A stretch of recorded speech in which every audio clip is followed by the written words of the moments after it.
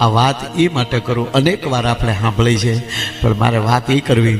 વેલજીભાઈ, દ્વારકા કોણ નહીં ગયું હોય? તેદી દ્વારકાધીશ હશે, તેદી છે. રાજા મહારાજાઓ કોણ ન ગયા હોય? પણ મહાભારતમાં ક્યાંય ઉલ્લેખ એવો નથી કે દ્વારકાધીશ સિંહાસનના 5 પગથિયા ઉતર્યા હોય. આ એક જ એવો મહેમાન છે દોસ્ત. મિત્રતા કરો તો આવી કરજો, ખાસ પગે લાગે કહો. એવું કયું તત્વ સુદામાની અંદર હતું કે દ્વારકાધીશ ડોટું દે?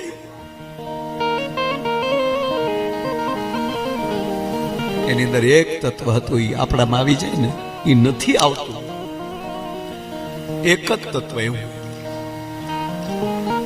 અને જેની પાસે જાઓ ત્યાં સ્વાર્થ વગર જાઓ. આ વ્રત મહાભારત કાળમાં કોઈએ લીધું હોય તો કેવલ એક સુદામાએ લીધું હતું. આ ભરોસો કે હું કામ એનું કરું છું ને, મારે ફળ નથી જોતું, હું કેવલ કર્મ કરું, મારે શું કરવું.